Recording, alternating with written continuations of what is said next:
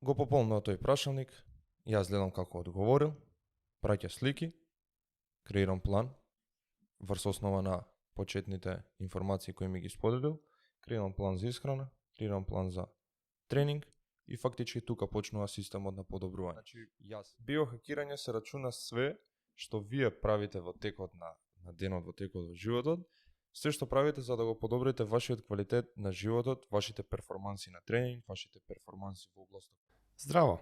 Добре дојдовте на Томас Перформанс подкаст. На овој подкаст разговараме за разни теми од областа на спортот во Македонија. Здраво, Антонио! Здраво, Томас! Добре дојде на мојов подкаст, експеримент. Си го правам за себе. Добре, да. Ама иако си го правам за себе, сепак ми е многу драго што си тука. Ја на кратко само ти објаснам како дојде, како јас и ти се знаеме, ама од моја гледна точка.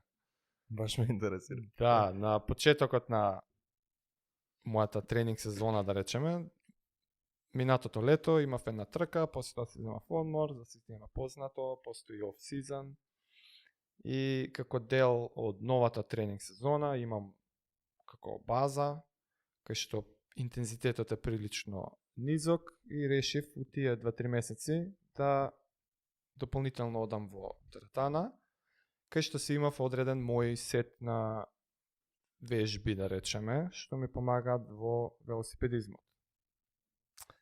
Арно, ама тие вака на страна кога гледа човек, не се нешто многу типични вежби. Кој влече ластици, кој закачува дегови на ластиците, па некаков чуден range of motion. Како и да е, си одам ја у теретана и те гледам тебе прилично редовно, секојаш у исто време и ти некако не ми ги правиш типичните билдерски вежби кои што повеќето у теретаните ги прават. Ама забележувам дека ти се гледа специјална намера во тренингот, као многу точно знаеш што правиш и зошто. Дали во конкретните пози, дали во стречот што го правиш, кој што ја го препознавам од мои знаења, дека, окей, многу точно знае колку е важно range of motion, flexibility и такви работи. И така, као на страна, не се познаваме, ништо. Се до еден момент кога ти ми пристапи здраво и тебе ти ки си ја кажеш твојата страна приказната, ама еве еден дечко се заинтересира, што како, се запознавме и така се запознавме. Што е прилично скоро, значи нема ни колку 5-6 месеци. Толку може и помоци. Да бе, помоци. Па да, уствари, уште сум у база, ја завршам на 3-4 месеца. Толку. Арно, ама од таму си разменивме контакти, да почнав да те следам јас на социјални медиуми и ми се виде многу интересна твојата приказна, затоа што според мене ти си многу млад, а сепак ми оставаш печаток дека имаш знаења што јас сум ги немал на тие години. Мило ми. И плюс си прилично активен на социјалните медиуми со најразноразни совети, што за здрав живот, што за оптимален тренинг. И полека дознавам повеќе за тебе, дека ти уствари си и тоа и го работиш како личен тренер. Индивидуални сесии, не знам, групни сесии, дали правиш, како функционираш. Важно. Во меѓувреме, јас почнувам да реализирам мојава огромна желба за разменување искуства и муабети со луѓе у форма на подкаст и некако многу логично ми беше да те ставам меѓу првите на листа што сакам да ги поканам на гости. Затоа што спорт, здрав живот, Македонија, тоа се темите што јас сум многу љубопитен и страствен да ги знам. И затоа фала уште еднаш, кога ти пишав, прифати со задоволство, што и мене ми напред задоволство, и мора да откриам дека не многу од другите гости што сум ги поканел дошле одма од првиот момент со спремно теми, со интересни како да ги кажеме области што ти лично сакаш да ги разговараш, ама и се скроз до точка и мене тоа што ме интересира. Така да тоа е едно кратко интро како ја и ти се знаеме како е дојдено до ова, ама слободно кажи ја и твојата страна на приказната. Сега да почнем од почеток. Прво, да ти се заблагодарам на тебе за поканата. Навистина ми е мило што сум гостин во твојот подкаст и сакам да кажам за тие што не слушаат достана до крај дека ова ќе биде лудило од подкаст, има доста едукативна содржина. И ако не сте фрлиле subscribe, обавезно, затоа што следува уште дополнителна едукативна содржина. Исто ова не се договаравме, и јас сакам да кажам во моите очи како беше запознавањето. И скроз исто јас си вежбам посветен у тоа што си го работам и гледам друго човече тука што си вежба, што е посветен, што обрнува внимание на некои работи што не обичните луѓе, туку луѓе кои што не се интересираат во оваа област не може да ги препознаат и ми беше стварно интересен, фасцинантен. Мислев дека се враќа од некоја повреда за тебе. Да, така беше, да. Моветот. Ти придов, те прашав дали си имал некоја повреда, не, туку упаднавме на разни теми. Споделивме некои извори на знаење, ти од каде учиш, што учиш, ти морам да кажам дека беше ептен некако зачуден за тоа колку сум јас, да кажам, посветен, од кого учам. Те прашав за подкасти, те прашав за извори на знаење, ми сподели, следен пат кога се видов и јас све тоа имав изгуглано, све имав проверено, имав слушнато еден подкаст, ја видов твојата веб страна и ти пак беше онакав чудоневиден дека све сум прошол како кој ликов ми беше у тој стил и што уште еднаш Да, и што уште еднаш ми докажува дека си имам пронајдено себе и дефинитивно ова е работата која што сакам да ја работам целиот живот и ова е работа која што се осеќам дека работам, ама дека уствари не работам. Ај сумирај јас по твои зборови што е таа работа. Тоа е работата која што треба сите луѓе да ја пронајдат во животот, тоа е работата која што ја работите со љубов. Значи без да се чувствувате дека работите, идете на работа и го немате она чувство на момент кога не ти се оди на работа. Не, да те исполнува. Да, едноставно и за тебе тоа е? За тоа е работа со луѓе, едукација за луѓе, индивидуални тренинзи, едноставно кажано како да им помогнам на луѓето како да го подобрат квалитетот на животот или кажано тренер. И нели ти е интересно што ако кажеш личен тренер, како да е тоа многу мал аспект од цело во ова што ствари ти сакаш да го правиш. Оти личен тренер е некако еднодимензионално. Баш сега тоа кога сакам да кажам со еден збор тренер и као мисла тренера, уствари да си тренер е стварно многу сериозна работа и кај нас не се гледа тоа баш сериозно и криво ми е малку за тоа, сакам да се крене малку свесност на нивото дека треба повеќе едукација, дека да си тренер не е едноставно и треба стварно големо познавање на многу науки, не е само како правилно изведување на вежбата, значи стварно бара огромно знаење од многу под науки кои што треба да си добар пред се психологија, анатомија, физиологија, биомеханика и така натаму. По мене тоа ми падна интересно кога се запознававме, дека ти окей се презентираше као тренер, ама на кратко нешто муабет што направивме, сам спомна мајндсет, мотивација и јас викам, окей, значи ја гледа целата слика, дечко.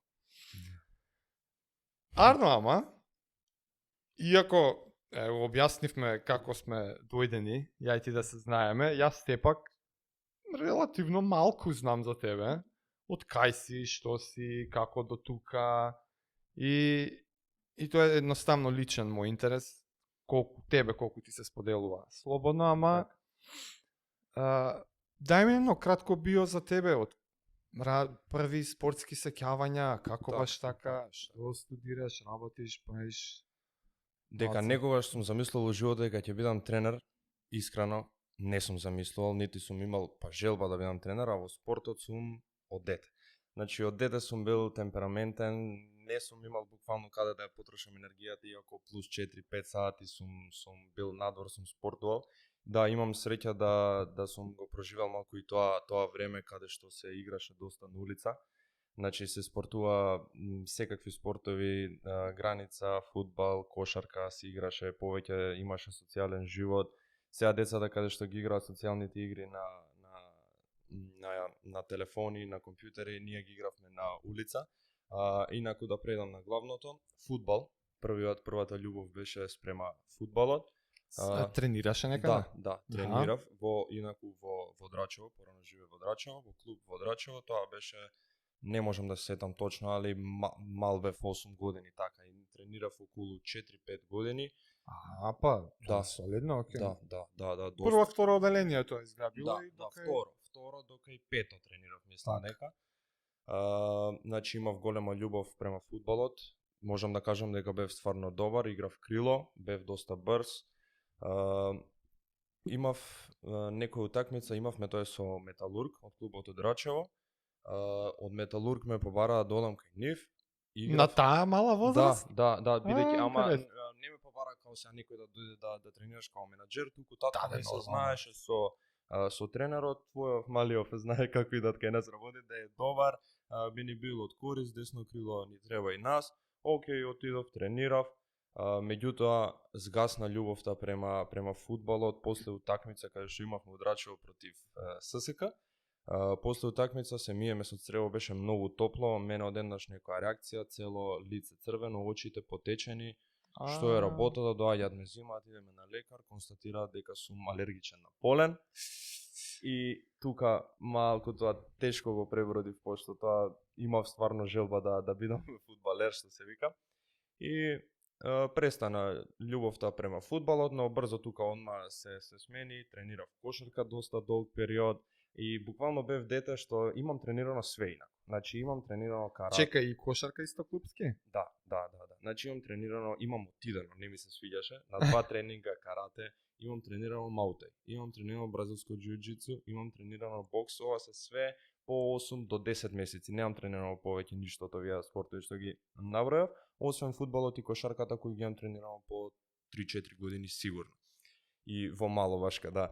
И следно беше кошарка, знам ова доловува колку сум бил темпераментен и колку сум имал енергија еднаш на час, не знам кој оделение, доаѓа дома, нешто уписи, балет, ја одма балет, идам и тоа да пробам. Значи морав све да пробам. Да, и ден сум така. Балет, идам дома, мамо, јас се запишувам на балет, татко ми погледна на балет, бога ми нема, вика.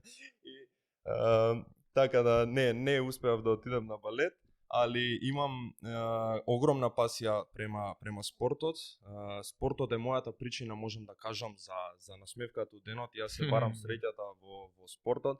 Нема ден да не сум активен. Као што набројав многу спортови и ден денеска преферирам, значи и боречки вештини, сакам да пливам, сакам да трчам, сакам планинарење, сакам да возам точак, тренирам во теретана. Така да активен сум на сите полиња, не сум насочен спрема едно, дали бодибилдинг, дали трчање, сакам да варирам. И тука доаѓа, инаку, средно, студирав економско, сакав да бидам економист, менаџер, маркетинг, тоа као ме влечеше. Прва година бев, сега доаѓа тој сам патот до самозапознавање фактички како јас до тренер. Да, ја ќе кажев, веќе е прилично јасно како завршуваш у, не знам, спортски науки, да се дообразуваш, ама економско средно, малце изненадува. Немав амбиции, никој па не сум размислувал да бидам за тренер, али спортот бил секој пат дел од мојот живот и она што на страна секогаш ме интересирало било исхрана и тренинг, али ништо она подлабоко, она површно протеини, хидрати, што треба после тренинг, што после пред и после тренинг и слично. Меѓутоа, прва година економски, не ми се учи страшно, не ми се учи, јас сум бил окей ученик, знам дека не можам да се научам туку, дека не е тоа што сакам јас да го научам, не ми е интересно едноставно. Економски баталувам и доаѓа буквално момент у животот кај мене ми се случи, тој посакувам на секој да му се случи. Значи, буквално бев на мост, односно на пат, лево е правиот пат, десно е лошиот пат. Буквално се осеќав така. Седнав, морав да размислам што правам јас у животот, што сакам. Ова е средно? Ова е, не, ова е прва година факултет кога откажувам јас веќе. Економски факултет. Јас средно имам завршено, али продолжувам да студирам и на економски факултет методи. Тоа него следев. Значи ти на факултет се запишуваш економски. Да, завршувам Васил Антевски Дрен. се запишувам Кирил и Методи економски, сваќам дека нема. Кото, јасно ми е. Да. Сега ми е јасно. И доаѓа моментот, демек јас ќе спремам испити, сваќам 2-3 дена учам, четвртиот ми пукнува, значи главата, ја не можам ова да учам, ја не го сакам, ова го учам за да положам, не го учам ради мене. Океј, легнувам, што е работата, што правам јас со животот, што сакам јас да правам во животот, главното прашање беше што јас би работел, а да не се чувствувам дека работам. И прашањето ми беше и тоа си го поставив, што првично би работел за без пари. Така. Значи, стварно ептен седнав, баш буквално со бура на идеи, со листови, со размислувања, морав да одлучам, значи имав притисок, морав да одлучам да знам јас што сакам да правам во животот. Седнав, размислив што е тоа, на крај испа на 2 работи, сватив дека јас со животот најмногу на страна, значи вежбам, тренирам, тоа ми е пасија, сакам да истражувам во врска со тренирање и исхрана, како што кажав, површно. Океј, доаѓаме факултет сега да одбереме и поврзано е би работел и како психолог ми текнува дека сакам да работам со луѓе, скроз сум окей со тоа.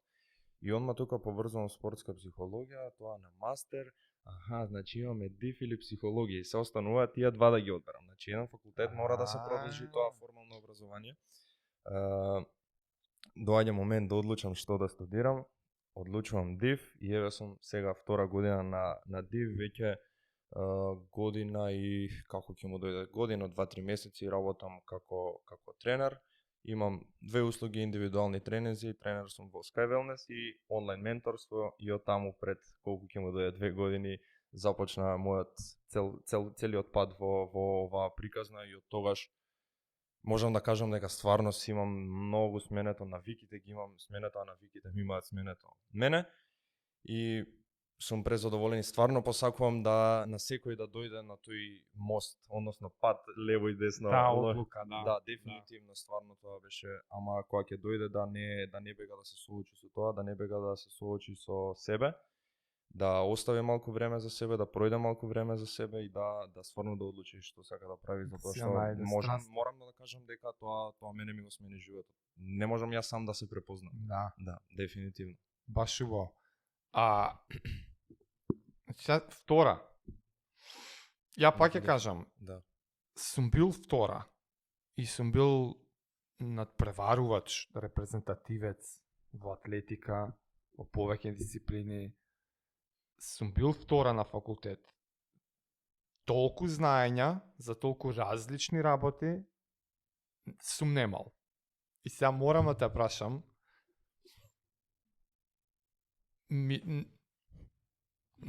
некако ми делува како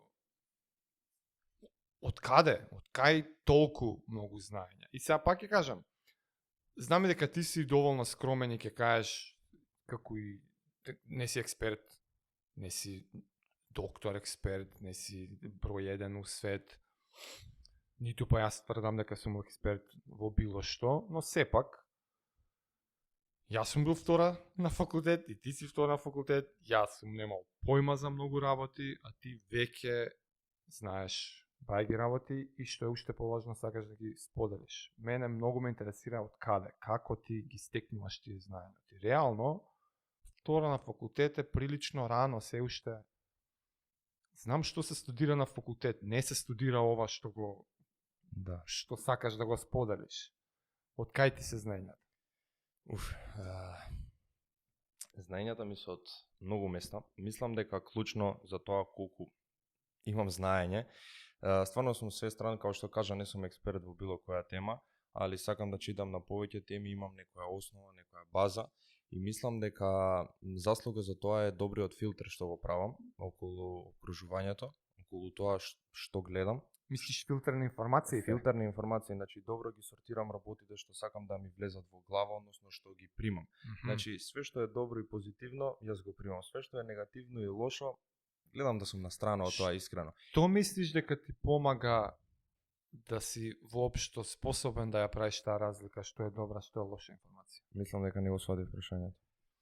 Па правиш филтер. Да. И правиш добар филтер. Зошто? Што е во врска со тебе што мислиш дека ти помага да разликуваш добри од лоши информации? Па едноставно мислам дека критичкото размислување е многу битно тука. Значи, окей, да слушнеш значи има луѓе кои што се промовираат одредени вежби дека не треба да се прават, има луѓе кои што одредени вежби промовираат дека треба да се прават, има луѓе кои што промовираат кето, има фастинг кои што промовираат и ти според мене и да си добар научник мора да ги слушнеш сите мислења. Така. Мора да ги слушнеш сите мислења, али мора да донесеш и свој заклучок, значи да размислиш критички со своја глава и да донесеш некој свој заклучок врз основа на тие информации што ги сортираш. А јас ги добивам тие информации, мислам дека од добри луѓе кои што се веќе докажани во сферата која што работам, ги пратам нив на страна многу читам, доста слушам, значи неформална едукација, доста слушам подкасти, артикли доста слушам и тоа е тоа, филтер, едноставно филтрирам кого следам, филтрирам кого слушам и мислам дека од таму ми доаѓа сето тоа знаење, а и нели тоа знаење се доаѓа од навигите. Стварно малце егоистично. Филтер си ти самиот. Да, малку егоистично, али На морам себе да си применуваш работа. точно. Егоистично, али морам да кажам посветен сум. Стварно сум посветен, учам, се трудам секојдневно, значи нема ден да не пројде без едукација, си имам рутини, си имам ритуали кои што се запазени, мора да бидат испочитувани и тоа баш од кога имам донесено одлуката дека јас ќе бидам на див тие навики и ритуали кои што ги имам воведено, тие освари ми имаат сменето и они ми имаат помогнато да за толку можам да кажам кратко време да сум сега таму каде што сум. Па тоа е филтерот. Си ги Тоа. применил на себе со open mind и си видел што работи, што не работи. Да. И имаш прилично широко знаење во многу области, па си правиш асоциации. Така да, cool. Тогаш кога се запознававме, ти ме праша да не случајно рехабилитирам повреда, ама искочи дека ти уствари рехабилитираш повреда. Да. И откако те следам, покрај сите области во кои што делиш совети, ти самиот ми кажа дека сакаш и многу внимание да посветиш на таа многу специфична област во вежбање, во сите тие спортски теми, да речеме, од аспект на рехабилитирање повреди.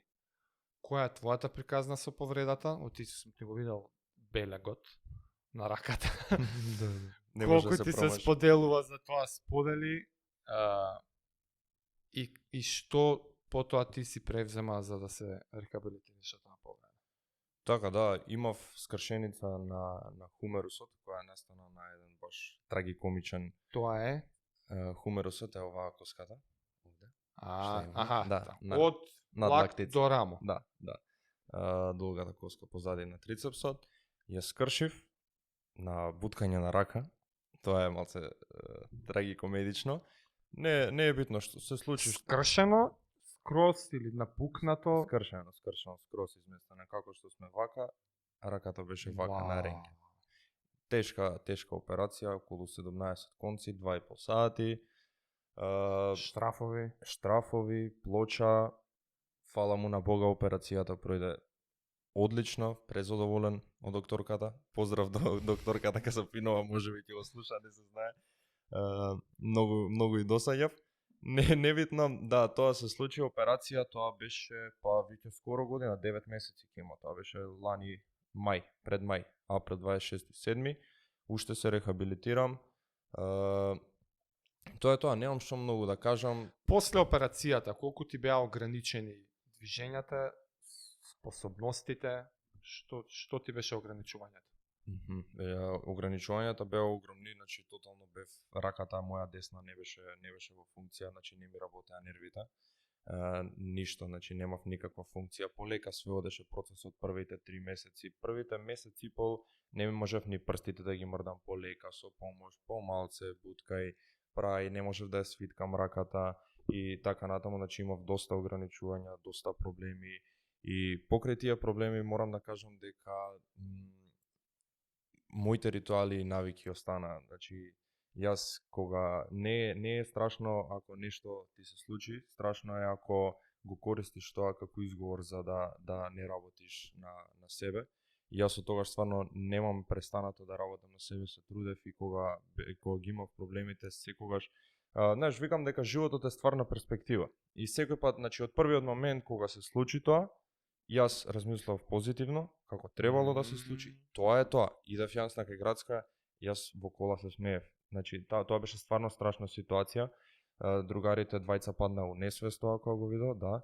И беше страшна ситуација, јас бев у стил, тоа е тоа, така требало да биде, ќе се вратам подобар од тоа. Буквално тоа ми беа зборовите кога идев и стварно се трудев и се враќам се враќам полека и сигурно ќе бидам подобар од тоа и се трудев после операција да биде како да не сум направил операција, иако имав доста ограничувања и почна после 2,5 месеци се вратија нервите, полека можев малку да ја кревам раката. Некои 2 недели работев физикални со тренер. Тие ќе те праша, физикалната терапија дојде од докторката, некој те препорача некаде оди таму, од каде таа физикална терапија? Кај ја сработи? Она ми препорачуваше, мислам нешто е државно. Јас се распрашав по луѓе, не знам точно, и сите го слушав едното исто име, Милан физиотерапевт во Јане Сандански. Он бил као најдобар за колена, па и за раце, генерално ги враќал сите спортисти. Поликлиника е да се нази? Не, теретаната. Е Русија. Добро. Така беше грешка да не сум. Појма. Русија доле, да, не сум грешка. Јане Сандански, доле. Теретана. Да. И Русија таму доле. има да, физиотерапевт. Да, Милан, он ги враќа, он работи со сите ракометари, фудбалери. Таму беа баш доста наши познати ликови фудбалери, кошаркари, он ги враќа сите од повреди. И со него работев едно не многу, 6 тренинга, толку беше. Со него он после ми рече, друже, ти си спремен, само ми даде некои смерници, си ја знаеш работата. Ова е, извини, да си ја вратиш, да си ги вратиш нервите, контролата едноставно? Не, нервите мене ми се вратија да не можев надоле да ја спуштам раката, значи не можев флексија, не можев екстензии, со него пасивно, активни вежби, значи по 2,5 сати. Секој тренинг дојдовме до фул екстензија и тоа беше тоа. Ја врати раката, после почнав сам и да, животот не е никако испосле, значи имав доста ограничувања, доста болки, морав да бидам многу внимателен, не можам да правам одредени работи, значи едноставно има проблеми, има ограничувања, моментално не е на 100%, али ќе биде на 100% и работам да биде на 100%. Баш убаво. Има една многу специфична причина зашто ме интересира ова приказна со повреда, затоа што знам кога е некој посветен спортист и не само тоа и се идентификува себе си со спорт и спортскиот живот, било што во форма на повреда што го спречува да го прави тоа што го исполнува, води до голем ризик за психолошки проблеми. Збориме вистинска, реална депресија. Не знам ја лично дали сум бил баш во таа клиничка депресија, ама знам дека кога јас за минорни повреди, че збориме си стегнал мускул, си свиткал зглоб, не збориме за атрофирана цела рака и месеци да поминале. Збориме за една недела. Во рок од една недела јас психички се приметувам дека ова е депресија. И сега за тоа те прашувам и ме изненадува што од старт си го имал тој позитивен став. Тој рефрейминг што си го направил од почеток. Ја дури верувам дека на страна физикална терапија, на страна вежбите што уште ги правиш. By the way, вратена ти е бар мобилити, рейнджот цел? Да, имам и флексија, екстензија. Останата е некоја асиметрија во снага или? Во снага да, генерално целата десна страна ми е послаба. Тоа е единствено останато, да речеме. Да. Како... Да, моментално е супер да не се урачам, поготово оваа недела и претходната со тренингот што си го имам, што си го правам, манипулации. Значи, оди супер, оваа ми е прва недела да немам болки. Иначе имам состојба која се вика тенис елбоу, тениски лакт. Добро. Тендинитис. Тоа е фактички од тоа е состојба каде што твојот лакт е под инфламација. Значи имам јас инфламација, цело време воспален. тендинитис. Да, воспален. И јас фактички се лечам од тениски лакт. Тоа Така, да, така. тоа причините може да бидат многу бројни.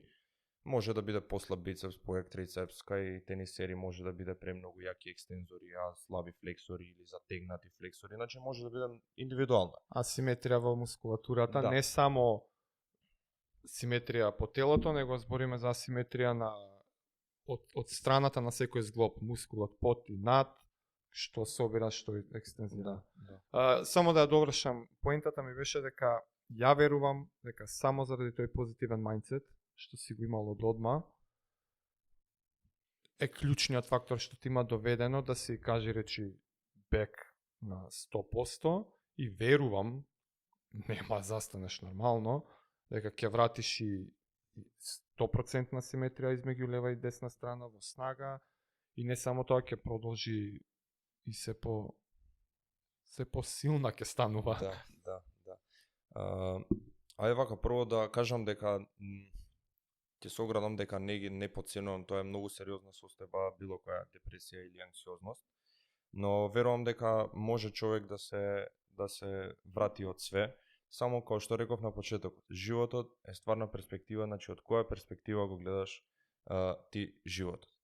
Во било која состојба, значи ти може да си дебел, може да си во депресија, но ако работиш на себе, ти си окей човек и тоа го оправдувам. Но ако користиш изговор дека тебе ти е убаво така, дека уживаш у тоа, а при тоа не си добар, дали физички, дали психички и не работиш на себе, тоа не можам да го прифатам. И мислам дека и јас од почетокот многу ми помогна искрено, не знам како го имам тоа, значи едноставно така ми е. Имам едно правило во животот кое што важи, ако не можеш да го промениш, нема потреба да се нервираш.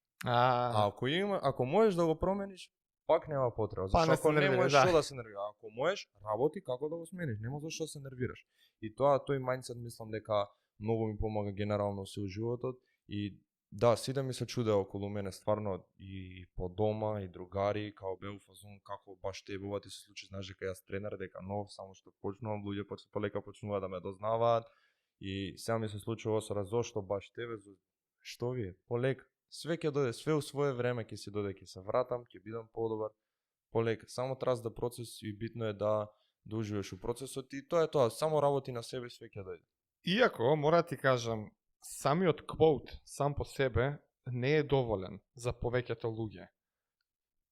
Ја те гледам тебе како тренер и посветен во помагање на луѓе во такви ситуации, да им го укажеш вториот дел од квоутот, а тоа е дека може да се промени. Квоутот е точен. Јас што забележувам кај луѓето е што не се ни свесни дека нешто може да се промени. Нешто се случило, тоа е тоа, живееме сега по инерција со последиците од што е да се случило. Дали било позитивно или негативно, тоа е нивниот мајндсет, што како прифаќа како стимул и како реагира на тој стимул. Тебе ти се случило да по дефолт, така, едноставно така си испрограмиран, да кога гледаш нешто, ако нешто може да се промени, го гледаш тоа дека може да се промени. Некој не. Јас мислам дека како тренери, дел од нашите задачи е и да им се укаже, покаже, објасни дека нештата се менува, може да се промени. Дали психа, дали физика. И сега ти работиш како тренер, ми треба да го чуам твоето мислење прво дали ти си го забележал истото, дека луѓе не се ни дојдени да видат дека може да се промени. Да видат дека може да се промени, окей, може ќе тргнат. Дали го имаш истиот впечаток и ако да, кој е твојот пристап? Како му укажуваш на некој дека нештата може да се променат? Дефинитивно, и тоа како е присутно тоа кај луѓето, значи луѓето не се ни свесни дека може подобро тоа во точката која што се во моментов. И сега се навраќаме на тој филтер, значи кој што го зборевме пред малку, мислам дека тоа е пред се, знаеш, доста луѓето се изложуваат на работи кои што немаат врска, кои што не се field proven, да кажам, кои што не се докажани, кои што едноставно не се проверени. Знаеш, она по женски портали се слушаат само некои вести, кои што нема баш некои окей информации и луѓето добиваат некоја слика дека окей, се помирувам со ова, тоа, не може подобро, веруваат, односно тоа е сега па доаѓа психичкиот аспект дека луѓето не веруваат дека исхраната и тренингот, односно исхраната е лека, тренингот треба да биде дел од секојдневниот живот и тоа е го забораваат тоа и едноставно луѓето забораваат дека физичката активност служи за да го зголеми нашиот момент од раѓање до умирање. Малку у 21 век во ера на информации работите се испревртени доста, затоа што имаме, секој си има право за збор да збори што сака, се промовираат лажни вредности, се промовираат некои брзи инстант резултати и така натаму и луѓето едноставно имаат лоши уверувања.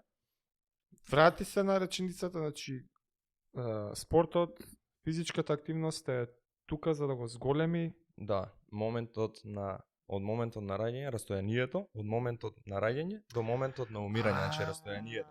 Тоа е примарната цел на физичката вежба. Долговечноста. Заради тоа треба да вежбаме.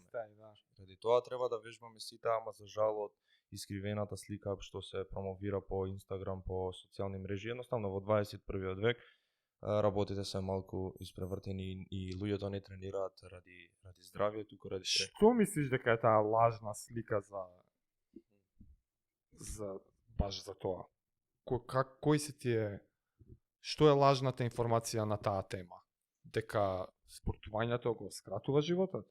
Не, само едноставно дека има се повеќе луѓе кои што си земаат право да кажат нешто, а при тоа немаат познавање за темата из областа, односно не се стручни, не учат за тоа и прават повеќе штета него добро. Прават повеќе штета. Значи се промовираат лажни вредности и гледаат како на луѓето, од луѓето да направат пари. И после тоа придонесува за целиот општ печаток дека јасно. Значи овде зборам за работи кои што продаваат луѓе, челенџи, некои диети, некои брзи резултати, copy-paste програми и така натаму. Малку избегав од темата. Нема тема. Нема тема е спорт. Тема е све. Муабетот ми беше тоа што луѓето не веруваат и не знаат за подобро, а од друга страна мислам дека луѓето не се ни свесни како нашите навики не градат и кога пробуваат луѓето да ги сменат навиките, најчесто не успеваат. А не успеваат не затоа што они не се добри, туку не успеваат затоа што системот не им е добар. Значи, успехот не е крајна линија или цел што се постигнува, тоа успехот е систем на подобрување. Се подобруваме секој ден, цел живот. Патот. Да. И сега луѓето кога пробуваат да сменат некоја навика, премногу почнуваат, да кажеме, строго, наеднаш, кратат. Тука сега ја поврзувам во мојата област. Значи, до вчера легнувал у 3, пушел, пиел, не водел грижа за себе, сега од понеделник он почнал на диета, он почнал да вежба и тука пак се промовира тој исто што е по Инстаграм. Многу лошо, значи тој некој hustle mentality, hard work mentality, за големиот број дел од рекреативци кои што имаат работа, кои што не биле веќе активни доста време, не баш и не функционира. Тоа ги намалуваат шансите за успех, ама пак мислам дека е наша задача да ги шириме точните информации. Твоја задача како тренер е да ако веќе некој покажал желба да се смени, ние да му укажеме како тоа се прави што по-оптимално. Тоа е и целта на моето менторство сфери. Да дојде човек кај мене, а јас имам систем. Значи систем како да го подобрам и систем како да стигне до неговата цел. Значи што можеш да откриеш за системот? Можам како би го објаснил? Доаѓа клиент кај тебе, сега има заинтересиран клиент. Така. И ти одбери за што е заинтересиран и треба да му го објасниш системот, пристапот, идеологијата, концептите. Системот многу и многу не се задржувам јас да го објаснам системот. Луѓето системот го сваќаат полека со тек на време кога ќе видат, ако бидат дисциплинирани и константни, кога ќе ги видат резултатите, сваќаат после што е работата. Дошли системот- со тренинзи, окей, Да, јасно. системот е едноставно, ти си ментор, доаѓа човек кој што сака, има одредена цел, да се затегне, да намали некој килограм, да влезе у добра кардиоваскуларна форма, малку да подобри, значи генерално да го подобри квалитетот на животот, подобро да Башно. спие, подобро се храни. И сега ти имаш систем, почнува тоа формално прашалник, пополнува секој клиент, му праќам прашалник, одредени прашања на кои треба да ми одговори за да јас да добијам поголема слика. Така почнува секоја соработка. Го пополнува тој прашалник, јас гледам како одговорил, праќа слики, креирам план, врз основа на почетните информации кои ми ги споделил, креирам план за исхрана, креирам план за тренинг и фактички тука почнува системот на подобрување. Јас да кажеме дека горе-доле ги знам тие работи, јас сум ги прошол тие работи, можам од прилика да знам кој човек каде ќе клизне, тоа верувај ми одма се гледа, значи Да, и знам, по знам стикери, на што по мислиш. муавет и ме разбираш скроз, значи и муабетот е дека имам систем кој јас ги предвидувам неговите падежи. Овде сакам да кажам пример. Почнуваме со слабење. И сега луѓето најчесто почнуваме да кратиме калории, луѓето сакаат или на пример да кратат на своја рака калории за да го убрзаат процесот. Слушнале, само Да. јади помалку. Да, и И готово. помалку и тоа е тоа. И да речеме дека почнуваме од 2200 калории, почнувам јас кратам до 1500, 1400 сме стигнале 8-9 недели, што јас почнувам да ги зголемувам калориите. Што не му е јасно на клиентот, нели, за таман имаме резултат, но ми ги намалува калориите. Ама што е работа? Големо. Да, ги изгозвам Да. ги изголемувам калориите, што му е ново и си вика сега зашто ми ги изголемува напредокот и така натаму, усвери работата е што јас го имам веќе тој систем, го имам пројдено со други, го имам пројдено кај мене, знам зошто му ги накачувам затоа што се ближи метаболичка адаптација, ќе удри во платој, му ги накачувам за да не мавне во платој. Тоа е фактички систем. Тоа е фактички системот на подобрување и тоа е целта на моето менторство. И тоа е и целта кога се менуваат навиките. Значи, како што кажав, не е проблемот до вас, проблемот е до системот. Немате Да. добар систем. Да, баш и сега скоро ја прочитав многу добра книга, препорачувам за секој, Джеймс Клиер, Атомски навики. Да. Феноменална книга, значи како да усвоите нови навики, како да ги сврлите лошите, како да го надминете онаа чувство кога немате волја и мотивација и така натаму. И имаше 4 правила кои што за мене скрос имаат смисла. Баш од книгата? Да, Баш баш од ќе те книга. прашав, дај кажи нешто најмногу што ти остави И па тоа е фактички како да усвоите нови навики. Има 4 правила направено од Джеймс Клиер кои скрос имаат логика и тоа се за да циклусот биде повторен, значи за да пак ја повторите таа навика дори не стане дел од вашата рутина, инаку навика да дефинираме најпросто кажано е нешто што правите автоматизирано без при тоа да трошите многу енергија или да размислувате за тоа. Едноставно тоа е дел од вашата рутина, од вашиот автоматизам.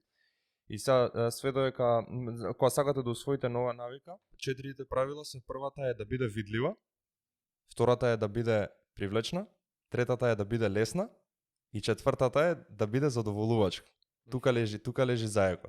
Значи ако вие осетите нешто задоволувачки стигне во вашиот мозок и осетите она допамин, осетите она pleasure, значи тука следен пат кога ќе се најдете во искушението дали да го повторите тоа, вашиот мозок ќе дојдат некои сигнали дека ќе кажат да, направи го пак тоа, те направи да се чувствуваш подобар. И скрос има, значи, да ги повториме, да биде видлива, значи стави си потсетник, кога може да биде за било што стави потсетник, нека те потсетува дека сакаш да усвоиш некоја нова навика, пошто не е дел од твојот автоматизам. Нека ти биде привлечно, нека ти биде лесно, значи не мора да биде некој hard work mentality. Значи за големиот дел од може ситница. Може 5 минути визуализација, 5 минути медитација, 20 минути шетање, било што. Значи малку по малку, степ бај степ. И четвртото е да биде задоволувачко. Сите овие работи што ги набрав, дефинитивно ќе се осеќате позадоволувачки. И следен пат ќе ги повторите. Дали им помагаш ти некојаш на клиентите баш во овој дел? Да формираат навикот. Мислам дека некои луѓе и да сакаат баш и може им треба малце помош бар во почетокот, да ти да имаш удел во формирањето на новата навика? Па дефинитивно, јас сум со клиентите во постојана комуникација. Чекини, проверувам како им оди, што им оди, дали ги завршиле дневните таскови, дали не ги завршиле. Дури и на ниво на навики, животен стил, како влијаеле, не влијаеле. Да, доста совети добиваат надвор од, да кажам, планот за исхрана и планот за Од вежбата. Да. Па да, јасно. Тоа е системот. Затоа и се вика систем, затоа што е нешто сочинато од толку многу различни компоненти. Ако потегнеш една, ќе влијае и на 20-та. Познавање на тој систем е многу важно и затоа ми се свиѓа што го имаш тоа во обзир. Дека не може само ај сега калории и толку. Не, треба се земе во обзир и окей, тие калории за тренингот, за дента, за тоа некојаш плюс, за тоа некојаш минус и така натака. Спомнав дека ти си дојде со онака баш спремен теми за разговор и едно од прашањата, ти сам така си го ставил, што е рекомпозиција. И толку ќе кажем, само што е рекомпозиција. Вака. Рекомпозиција е она што почетните вежбачи знаат, односно можат да го направат најдобро, а не го прават баш тоа така, најдобро, затоа што не знаат, фали едукација. А тоа е, рекомпозиција е истовремено градење на мускулна маса и намалување на мастите во телото. Така, рекомпозиција е менување на телото на еден или друг начин. Да, значи, и градиме мускул истовремено, и намалуваме масти. Дали ова е возможно? Да, ама не е кај секој. Значи, како што кажав, почетниците, затоа што они немаат изградена основа, немаат тренирано, неуромускуларни адаптации немаат остварено, значи они може тоа најдобро да го остварат. Сега како си по напреден вежбач, не може да се направи тоа у исто време и да топиш масти и да градиш мускул, али па од друга страна тоа е сосема нормално затоа што тука настапува на сцена целата наука околу програмирањето и периодизација, значи и когаш не можеш да се фокусираш на повеќе работи одеднаш. Значи не можам јас сега да се фокусирам и да добијам на маса и да се решам од повреда. Не можеш да се фокусираш и на добивање мускулна маса како што си понапреден и на топење сало. Значи не можеш да се фокусираш, окей, може салото е веќе на 6%, што ќе губиш повеќе. Да, тогаш па тоа е друга тема на муавет.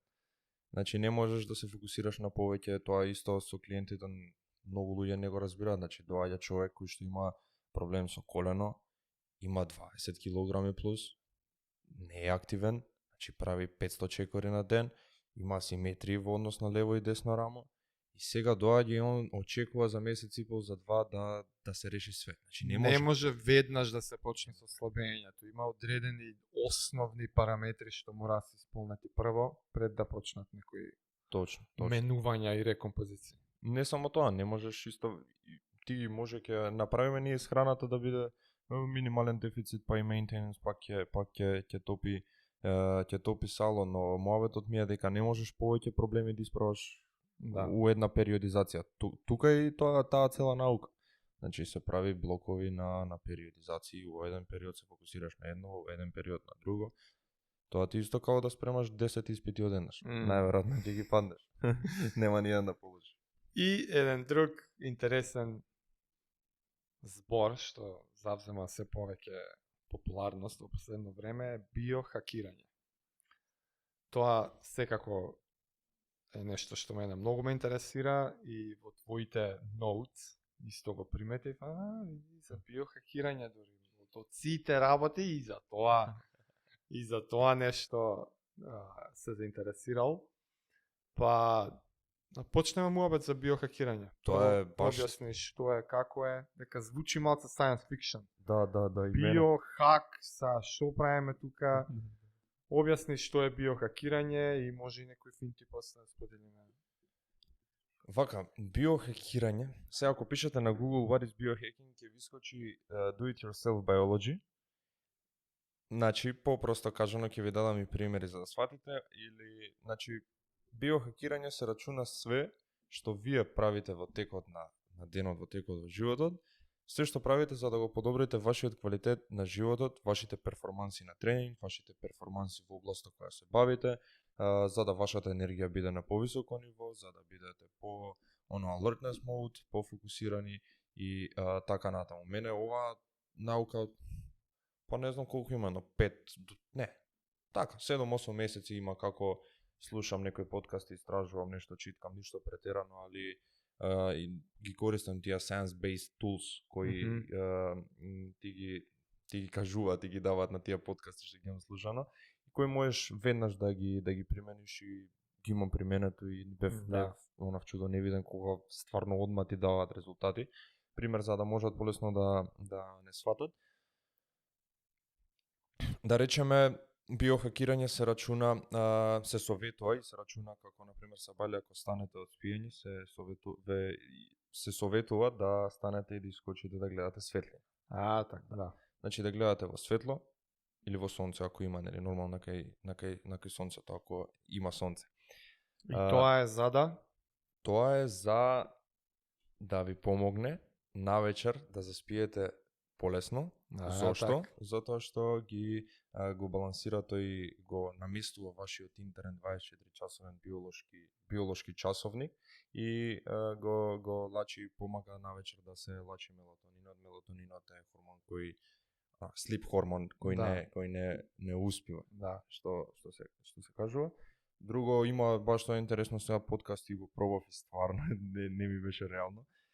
Значи као твојата поставеност на лаптопот или на книгата, кога нешто учиш, може да влијае на тоа колку си сконцентриран, односно на кој да, значи ако ти е лаптопот подоле од очите, значи треба да ти биде кога ти стои нормално главата, треба да ти биде право, значи во висина на очи. Екранот. Да, екранот, лаптопот, екранот, значи да ти биде у висина на очи и тоа ќе ти даде поголема фокусираност, као нема шанси.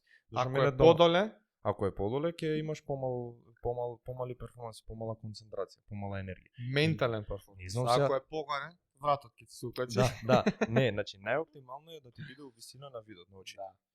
И го пробав, сега дали е пласебо, дали не е, али делува, некогаш и пласебото треба да се остави ако знаеш, гледаш на луѓето дека му е пласебо, знаеш дека е пласебо, али му делува, нема везе, нека се фура тој филм. И само за да, извини, саш нешто да кажеш?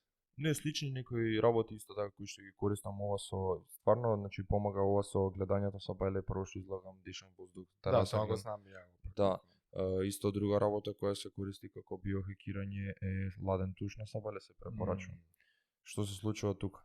Ние кога нели сме некоја комфортна зона која ќе станеме од спиење, поспани сме и кога ќе за да се разбудиме побрзо, за да бидеме пофокусирани, поспремни и порезилентни на стресот понатаму во денот, се препорачува да одмачим станеме да го кренеме нивото на стрес, на кортизол и нивото на адреналин во телото со ладниот туш. Токму тоа се случува, значи он не буди, го крева кортизолот и го крева адреналинот и благодарение на тоа сигурно кога правам ладен туш сум 50% посконцентриран, пофокусиран, поенергичен, побуден и е неверојатно. И го практикував 8-9 месеци и сега малку забушавам, ама да затоплише малце ќе го вратам. Зошто да кренеш кортизол од самбајле? На тој начин, просто кажано, ти кога го креваш стресот од сабајле, понатаму за денот си поспремен за стресот што доаѓа и истражувањата покажуваат дека ако од сабајле направиш ладен туш и го кренеш кортизолот, за 10% се намалува срцевиот притисок понатаму во текот на денот. Али најпросто кажано и она што јас го имам осетено од пракса, стварно си порезилентен после на другите стресни моменти од денот. Да. Ова си е моја лично сваќање, значи се е на место што го кажа. Со биохакирање е сите. Тие што сме во потрага на оптимизирање на квалитетот на животот,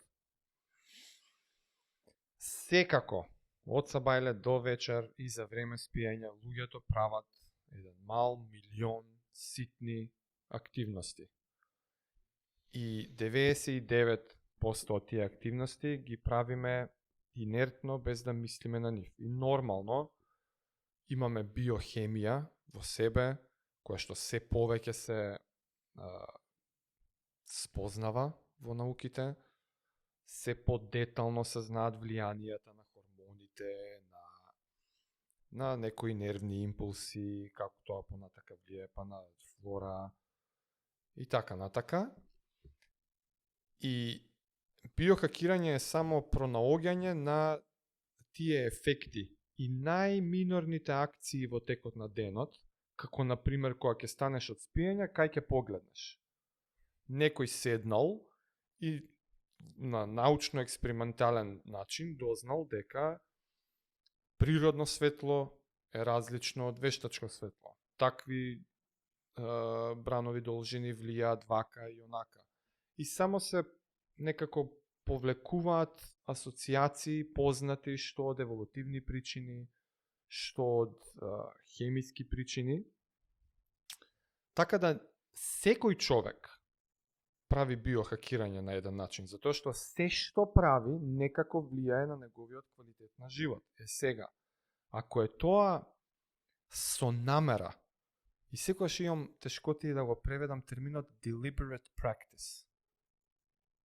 Нешто намерно што прави. Да, значи, ако некоја ситница, како гледање во природно светло на сабајле, го правиме со намера, знаејќи кој е ефектот,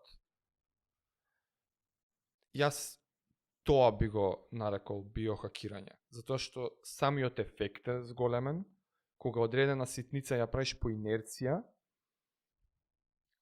организмот ќе ја прифати на еден начин, ама ако ја правиш со намера да го направи тој и тој ефект, ефектот вистински ќе се случи. Исто е и со стрес.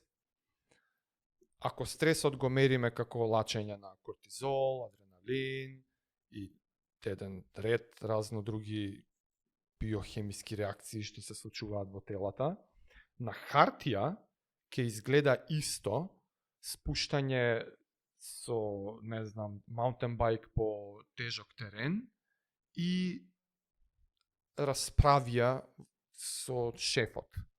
На хартија ќе се излачат истите хормони на стрес, така и секој знаеш како е да се осеќаш стресно. А да се симнеш со точак по планина, исто е многу стресна работа. Ама симнување со точак по планина е намерна. Ја правиш намерно, затоа што го знаеш ефектот на крај е позитивен, возбуда, исполнување, тренинг. И сега може да е премногу пластичен и неточен примерот. Те разбрав, ама бар ја кога читам и слушам за биохакирање, за сите тие финти, јас сваќам дека, окей, значи, се што правиме уствари влијае некако, тајната е да знаеме како влијае, и откако ќе знаеме како влијае, можеме да ги контролираме ефектите. Ако знаеме како влијае вештачка светлина, тогаш ќе си ја искористам во своја полза. Чекај, ми треба утре сабајле порано да станам или покасно да станам, да си го одржам тој внатрешен часовник, да го поместам за неколку сати.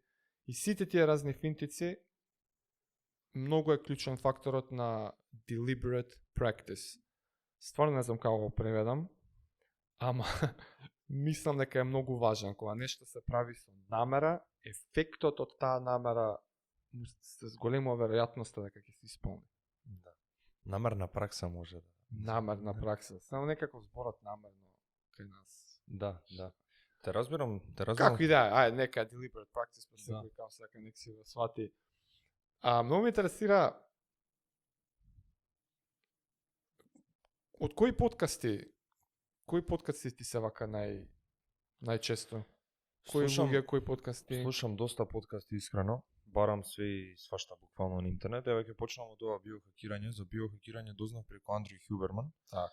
Значи он е невробиолог, невронаучник, не знам што све не е човекот буквално. На Стенфорд? Да, на Стенфорд, универзитет Стенфорд. Има своја лабораторија, значи он директно кај негова лабораторија ги истражува работите. Човекот е фантастичен, значи Андрю Хјуберман. Не знам како му се викаше, Хјуберман Лаб подкаст му се вика подкаст. Хјуберман Лаб подкаст, да. Следам доста срби и хрвати искрено. Значи Иван Косов. Подкасти своји? Да, многу. И Срби, и Хрвати доста, значи Human Lab подкаст, има Иван Косогор подкаст, тие два највише од Балкан, Revive Stronger, следам доста, следам Питер Ейша, го Питер, пратам. ја го викам Питер Атија, Ама кој знае како е Ейша, правилно.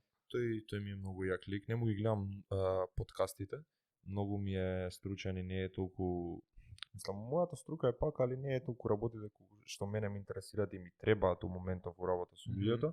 Него му ги гледам поише хайлайтсот, така да кои други подкасти послушам, Кабуки Стренг слушам, имам и некој платено. Кабуки, ау. Имам и платено некој месечни сабскрайб на N1 Education, Касим Хансон, не знам дали го знаеш. Не. Биомеханичар, експерт по биомеханика и и така, не ми текнува сега некои други подкасти, али доста Не, таман се. Да, доволно е. Да се, Тие се главни. се поклопуваме на неколку, баш ме интересираше тие финтите со спиењето и мене ми се од Хилберман Лаб. Да. Така да, дефинитивно се препорачува да се слушаат сите овие што ги наброја. Ја дефинитивно ќе ги разгледам тие што не ги знаев. Ти се прави мала пауза? Може. Ајде мала пауза направи.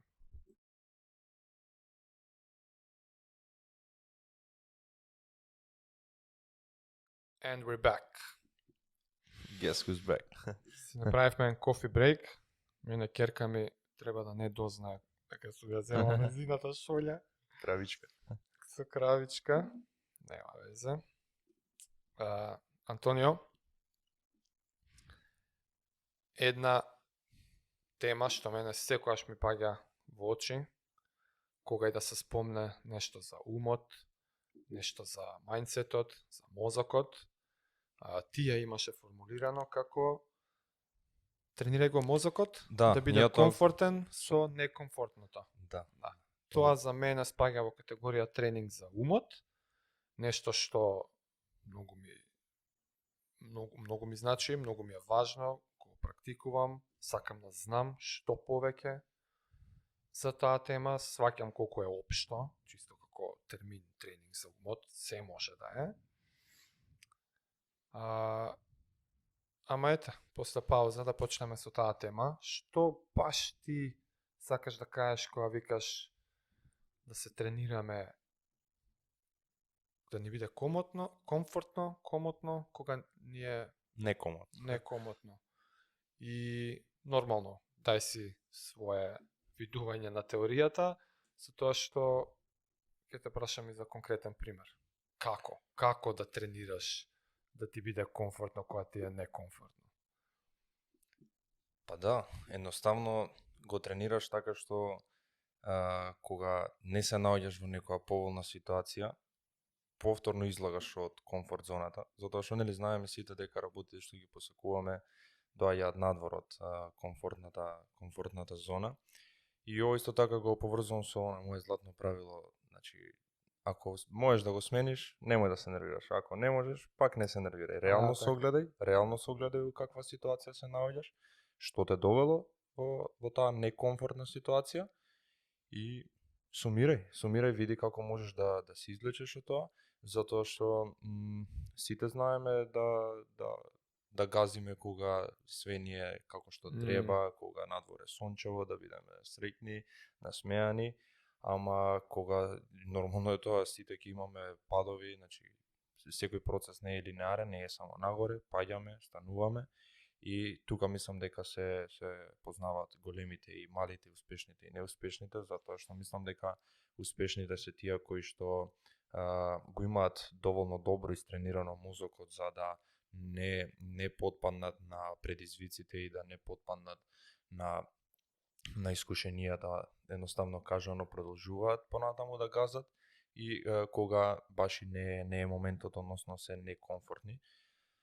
Едноставно кажано, јас тоа го практикувам, да, и пример е, значи, нема нешто многу голем пример, едноставно и кога не ти е денот, само потсети се зошто си почнал, зошто го правиш ова и повторно изложи се надвор да бидеш од комфортната зона. Значи изложи се на некомфортното.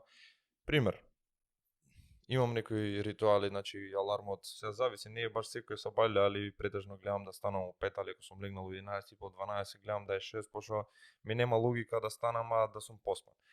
Сега, доста често од времето и мене не ми се станува, не станувам одма и ајде тука сум, газиме, све правиме. Не ми се станува, ама едноставно никогаш не сум го снузнал алармот, станувам секој сабајле и тоа е едноставно тренирање. После 20 минути одма сум задоволен, сум се расонил, тоа е тоа, си викам, значи што не си легнав, се победив сами од себе си. После 4-5 сати доаѓа момент на тренинг. Мене не ми се тренира секој пат. Имам мотивација да тренер сум нормално, ама не ми се тренира секој пат, или после 3-4 персонални утеретана 5-6 сати пројдени не ми се тренира, ама тука е таа дисциплина која градиме со постојано излагање од комфорт зоната а таа па дисциплина ја поврзувам со самодовербата, мислам дека самодовербата па доаѓа од дисциплината, од работите кои ги правиш кога си надвор од комфортот. Пак е цел систем. И тоа ладен туш е надвор од комфорт. И тоа е тренинг за умот. Значи, освен за физиолошките бенефити на ладниот туш, јас силно верувам дека справување со тој дискомфорт кога се поливаш со ладен туш е и тренинг за умот. Иако е тоа навидум беззначајна, ситна навика, што некој може да ја има, земе сабајле да се истушира, да се помине 1-2-3 минути со најладната вода. Тоа е, пак ќе се навратам на оној deliberate practice. Ако ти си седиш у фотелја и наеднаш ти падне core температура, значи температурата на кожата, и наеднаш ти се излачи кортизол и из чиста мира некој ти го симулира истиот стрес, тоа е стрес, тоа прави штета. Ама ако ти си отишол со намера да си се полиеш со ладна вода, предизвикувајќи ги, кажи речи, истите физиолошки реакции, самиот факт што тоа е намерна пракса, всушност ќе направи соодветна реакција на телото за да се адаптира на тој стрес. И така, според мене, кога го прочитав тоа ти што го имаше напишано да се тренираш, да ти биде комотно, кога ти е некомотно, мене прво што ми текна е ладен туш. Дефинитивно. Таа навидум беззначајна навика покрај физиолошките бенефити го тренира и умот за утре кога стварно ќе се најдеш во стресна ситуација, барем физиолошката реакција нема да те изненади. Во кола, на семафор, на улица, се обраќај, се случува некоја несреќа пред тебе или се случува ситуација во која што си се уплашил или побарала екстремно брза реакција, телото ќе ги доживее истите физиолошки промени како и кога си уплашен, ама ако тебе телото ти е научено, во оваа секунда јас се имам снајдено, тогаш ти си ги подобруваш шансите и да го пребродиш тој момент и да реагираш кој што треба. И затоа мислев дека имаш некои конкретни примери за како се тренира тоа и може дури советуваш клиенти чат пат покрај сите други работи да прати некои такви биохекинг финтици. Дефинитивно. Баш имав клиент како имаше проблем што се будеше навечер, што не заспиваше и не имам советувано со бајле чим стане да искочи надвор и тоа многу помогна. Имаше исто со неа пробавме и тейпинг, не знам дали се слушнал маут тейпинг, ја лепиш устата навечер за да. Тоа го пробав, тоа исто супер и помогна. Да, али сега ми текне и друг. Значи едноставно кога е некомфортно, нели рековме кога ти е добро све, можеш да правиш било што, значи, али кога е лошите моменти, кога се, и ако се изложуваш надвор од таа од комфортна зона, тука настануваат правите победници. Сега разбореше ми текна на друг пример што кod која скршив раката. Значи јас од која скршив раката ме пушти од болница, секое сабајле, значи, мачев мака, станував едва и, значи, не можев, мене цело време ми играше коската нагоре, надоле, ми идеше нерви, цело време имав болки. Јас, првиот ден после болница, станував секое сабајле у 5, си ја завршував работата што си ја правев, рутините што си ги имав, доручек, обавезно, мора да се покријат и макро и микронутриенти, плюс дополнително имам потреби сега за раката, за здравување, протеини, колаген, минерали и така натаму. И она што ми беше и мене фасцинантно, што не би да ми кажал некој дека тоа ќе го правам после операција, ми му рекол ти си луд. И сите клиенти тоа ми го рекол, значи јас не ги оставив ниту еден ден клиентите. Значи апдејти, нон-стоп си се слушав со нив, изменував програми, значи тоа губев за еден програм, за сите клиенти што ги имав, значи губев по 8 сати работа, што нормален човек ќе заврши за сат и пол, значи јас со една рака лежев и куцав, изменував. Значи клиент, почнав многу брзо да им држам тренинзи, само да се гледаме на Zoom, ја да зборам, се седам, им кажувам со тие што ми беа по-постојани, тогаш држев и онлайн тренинзи на Zoom, што ми беа по-постојани, што ги има веќе научено движењата, има неуромускуларни адаптации научено и со нив ги држеви тренинзите и они беа као аман дете иди одмарајте, молам, иди излечи се, ќе вежбаме. Ја викам не ве пуштам. И така беше, тоа ми е доста бев некомфортен, доста болки, ама станував секој сабајле сам си припнал. Тоа беше смешки, да има сега некоја камера, некој видео да пуштиме. Стварно беше смешки, се мачев многу, ама бев истрен. Кажи ми друго нешто што брзо доаѓа на ум кога ќе се каже тренинг на умот, е медитација и слични пракси. Дали за тоа нешто си упатен, практикуваш, препорачуваш? Препорачувам дефинитивно.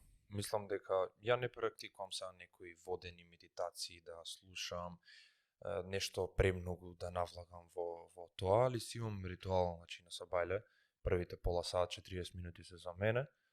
Тоа изгледа вака, станувам, WC нормално, идам, припремам, прво вода млака, чај, ѓумбир, куркума, зелен чај, вода, тие три работи, сидам си ги взимам, си ги во еден микс или три посебни чаши? Три посебни, сидам во соба, си ги оставам тие на паркет и секој сабајле, тука нема промашување, нема изговори, нема ништо. Прво е, ја не го викам, тоа е медитација, уствари ја не го рачунам така, си седнам, тие минути за мене буквално само дишам. Breathing техник, значи најосновно ништо спешал. Да, тоа значи, е. само дишам на нос или некој box breathing техник може да убацам. 2-3 минути се стабилизирувам, само дишам. После тоа не мислам ништо, чиста мисли. Може да биде и некоја mindfulness, значи само онака ги наблюдувам мислите што не се ги селектирам па ги изфрлам.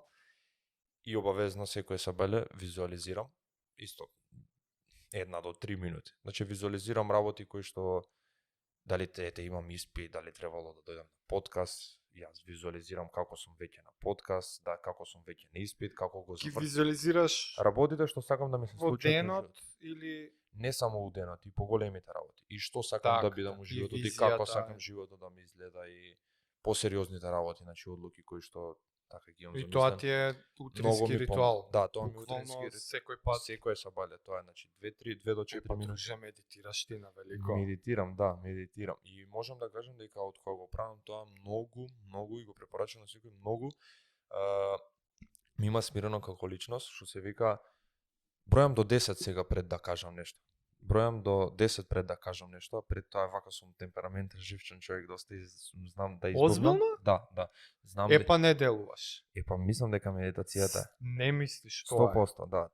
Значи бројам до 10 пред да размислам, не паѓам така на некои лесни фори, на глупости, на Ти си мислиш за себе и си знаеш дека си темпераментен 100%. и избувлив. 100%. Ја не би рекол.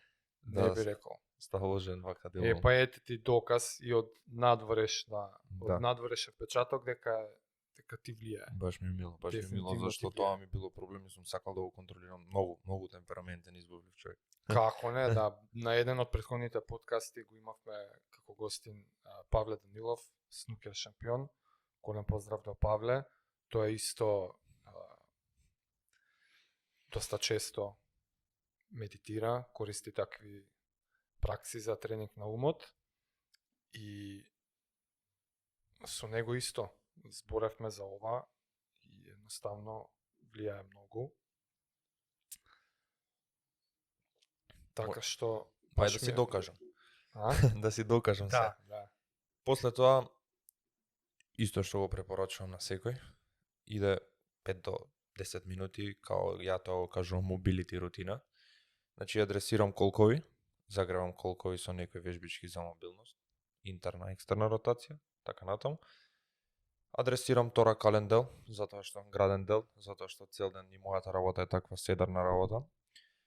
Од сабајле или учам или работам сигурно 3 до 5 сати сум дома на лаптоп, згрбавен, значи адресирам мобилност во граден дел, адресирам сега плюс со повредата додавам некои вежби може да трае по 15 минути, некои scapular stability, shoulder stability, вежби што ми требаат корективни вежби. И тоа се случува некој пат да го пропуштам, односно да го одложам, не се случува да го пропуштам во никој случај, да го пропуштам на пример за 2 сати од после учење, да земам да се растегнам. И огромна е разликата кога ќе седнете на столче и стегнати и не е стегнати. Значи кога ќе се стегнете колку ви осеќате дека убаво сте заиграени, седнувате прави како што треба, не како жртва на денот, жртва на постоењето буквално. И тоа треба да биде рутина на секој човек, небитно дали пред спиење, во текот на денот, од сабајле 5 до 10 минути, нема да ви одземе многу крвоток, циркулација, ќе ви даде онака убаво, ќе ви исправи во раменици. Таа е моја рутина и у први тука 2 сати почнуваат најпобаруваните задачи за денот, а тоа се или работа, некои измени, апдејти, клиенти, така натаму, или учење. Тоа е рутина која што не е пропуштена. Че од сабајле секоја се учи. Пак ме подсети сега на од каде црпиш знаења, дека спомна корективни движења, вежби за баланс, тоа се прилично advanced концепти и сум прилично сигурен дека не ги учиш на факултет. Од каде баш тоа специфично знаење за корективна, како е, да не го грешам терминот? Корективни вежби, да. Корективни вежби за, точно знаеш какви негативни последици може да има пролонгирано седење, колкава важност има флексибилност на кукови. Ама едно е да ги знаеш, а друго е да знаеш што точно од корективен аспект може да се превземе во врска со тоа. Тоа ти е исто, онака општо знаење што се е стекнато од било кај? Па било кај. Не е пак било кај, пак е благодарение на тој филтер. Стварно следам многу луѓе кои што имам и ментор, значи работам со друг тренер, со ментор од Србија. И да, соработувам. Моментално колку има? 15 недели, така нешто. Не знам. Зашто, извини, зашто конкретно? Он е тренер. Добро, исто како ти мене. пристапи кон него, бараш ментор со одредена цел, како работи таа соработка? Исто како со мене што соработуваат луѓе, значи он е тренер. Јас се водам според негов план за исхрана моментално, негов план за тренинг, он ме води мене низ целиот процес со рихебот моментално. Значи он ме води низ целиот процес, до сега има неверојатни резултати за овие 14-15 недели. Имав после операција тешки дисбаланси, значи едното рамо спуштено wing scapula, значи тоа е состојба каде што на надвор се отидени лопатките, сега се вратени во ретракција. Не можам да кажам дека он ме учи на терминологија, на корективни вежби, на обсези на движење, на колкови, биомеханика и така натаму. Значи не, он само јас му кажувам како сум прошол на тренинг, дали имало проблеми, немало проблеми. Он ми го подесува мене тренингот и исхраната и според тоа јас оствари учам, значи он само да ја направи промената на неделно ниво, јас одма сваќам, тоа е, за тоа го направи. Насоките се важни. Тоа уште еднаш ми јас доста често зборам на Инстаграм колку е важно да имаш ментор од целиот процес, некој да те менторира, човек кој што го прошол тоа, кој ќе ги предвиди твоите платоа, падежи и така натаму. И сигурен нема шанси, не би бил на истото ниво сега да би работел сам, зашто и на тренер му треба тренер, поготово во мојата ситуација, егото те мала во теретана, некој треба нека да ти ги повтори тие работи, не форсирајќи лажи, повеќе сега ни треба темпо, изолација и ред други работи кои што се манипулираат од недела на недела и не би бил ништо. Ја ги знам Да. работи, значи он кој ќе Да. направи измената, јас Знаеш зошто. знам. И многу ми помага, многу имам напреднато што он ништо не ми збори, ама имам многу научено од човекот. И он е движечка енциклопедија човекот, Душан Петровиќ, поздрав за него. 1100 трансформации, мислам дека има. Онлайн менторство само. Човекот е неверојатен, да го отвориш ова. 1100 што? Трансформации. Неверојатно. Луѓе, Да, ама клиенти има помогнато next на level. Next Јасно. level, ја немам видено такво нешто, таков тренер, такви трансформации, таков фидбек, тестимонијали и слично. Спомна интересен момент и многу ми е, јас сакам да го ширам како информација да ја знаат луѓето, а тоа е дека и тренерите имаат своји тренери. Мене прв пат кога дознав за тоа, не знам зашто првата реакција ти е како чудно, Исто. ама малку да подразмислиш е многу логично дека и тренер треба да има свој тренер. Така да потполно се согласувам со тоа. И мене ми беше така, малци и егото тука не пука, и малку и менталитетот наш тука си влијае, знаеш, и као... Ама тие што разбираме, сваќаме. И јас, ето, што ќе ми е тренер.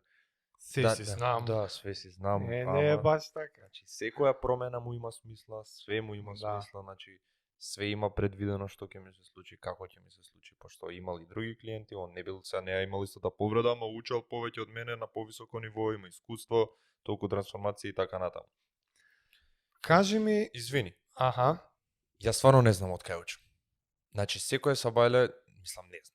Немам нешто сега конкретно некоја книга од ова учам. Значи, купувам и книги, плаќам и месечно ниво, се сабскрајбнувам на некој, моментално сум на N1 Training, значи Касим Хансон, експерт по биомеханика, читам нивни артикли, слушам нивни подкасти, читам доста у последно време биомеханика, тоа е тема на која истражувам повеќе у последно време, биомеханика и функционална анатомија. Тие се темите кои што ги истражувам. Ако конкретно од каде учам, не знам, учам доста и од секаде, не, Да, многу убаво да, кажуваш, од секаде, јасно од ми е, секаде. едноставно Да. си отворен, да, медиумите се познати, има Да. книги, има Да. подкасти, има интернет, има research, има scientific articles. Едноставно, ти спомна и во утринскиот ритуал, ти имаш одредено време од денот, од неделата, од животот, кога седнуваш и учиш. Не е важно од каде, ти си веќе, и пак тука доаѓа deliberate practice, ти седнуваш со намера да абсорбираш некоја информација и ти ако си ги посветил тие 2 сати и фокусот е само за тоа, да. многу ми е јасно кога кажуваш не знам од каде, затоа што ти ништо, тие 2 сата абсорбираш информација, У од flow кај се, не е важно, у flow си. Баш убаво. Да. Што уствари и одговор на прашањето од нигде и од секаде. Да. И мислам дека учам од најдобрите у полето кое се занимава. Мислам У дека секое да, конкретно филтерот ми е поле, тоа. да. Да. Мислам дека учам од најдобрите. И сега додека те слушав, ми тегна 2 работи кои што сакам да ги споделам, кои што мислам дека многу луѓе може да извлечат полза од ова, кои што мене ми помогна. Првата работа е запишувајте и организирајте го вашето време. Многу ќе ви помогне. И втора работа која што неодамна ја почнав, значи на крај анализирајте како вашиот ден прошол. Анализирајте убаво секоја работа и сумирајте реално што утре не би сакале да направите. Ќе се зачудите колку работи не би ги направиле кои не би доближуваат до целта. Тоа кога го И дознав, зошто да го прават тоа? затоа што ќе ги доближи побрзо до нивната цел и зашто ќе сватат дека прават многу работи кои едноставно ги дистракцираат, значи има многу дистракции имаме во Ама ова е под предпоставка дека има дефинирана цел. Да, под предпоставка ова е за луѓе кои што сакаат да го подобрат квалитетот на живот, кои што Дефинирана работат. цел Да. некаква и ова се само методите како Да, се стига до да. целта. Затоа што мислев дека на почетокот дека сум многу продуктивен, дека све супер и кога го почнав ова да го правам поготово со анализирањето на работите на вечер пред спиење, што све сум направил, како не сум направил, сватив дека многу работи би сменил и утре дента не би ги повторил. И едноставно не ги повторувам и за некој пат нели нормално, да, али многу ми се има зголемено продуктивноста и мене секој ден ми е горе доле секој ден организиран и имам точно периодизација на време, блокови на време, точно, значи све е запишано од толку до толку ќе правам тоа, толку до толку ќе идам на кафе, толку до толку ќе имам тренинзи и гледам у тоа време стварно да го испочитувам. Многу има дистракции, поготово сега со телефониве, али гледам да го испочитувам и многу ми помага. Има еден квоут кој што вика никогаш не оди по план, али супер е да имаш план. Значи ти ќе имаш план, нема да ти иде све по план, али супер е, зашто можеш брзо да се адаптираш. Така. Тоа. Кажи ми еден поглед кон иднината. На личен план, што можеби имаш и ти некоја твоја цел што сакаш да ја споделиш? Некои големи планови, мали планови, краткорочни, долгорочни? Би те замолил да погледнеш кон иднината и да ми кажеш што гледаш. Ја гледам доста многу далеку, стварно вака се визуализирам, али не би за толку далеку да зборам. Ете сега некоја цел која ми е. Примарна цел, јас личен развој, значи едукација, максимално ми е посветено, све ми е настроено спрема тоа и кога се осеќам дека си го губам времето, многу лошо се чувствувам. Значи едукација, посветеност, работа на себе и најпримарна цел да се врати раката на 100%. Значи работам на тоа, не правам никакви други активности кои што може да ме уназадат. Фокус ми е раката, според моја процена некои 6 до 8 месеци, пажливо, полека. Уште толку ти? Да, уште 6 до 8 месеци мислам дека ќе биде совршено после све на 100%. За мене совршено значи она како што ја живеев порано. Значи ја прво станував, од сабале покрај таа мобилити рутина, значи ја правев, не сум таков човек, значи 100 склека и да, сигурно.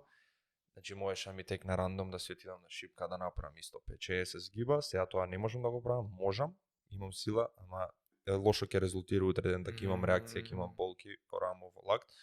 И кога ќе се врати тоа, кога ќе можам да правам склекови изгибови и пропаѓања, тоа го рачунам на 100% за мене. Да. Дор не можам да го правиш како секојдневна рутина, како што сум го правел порано. Штета. Да.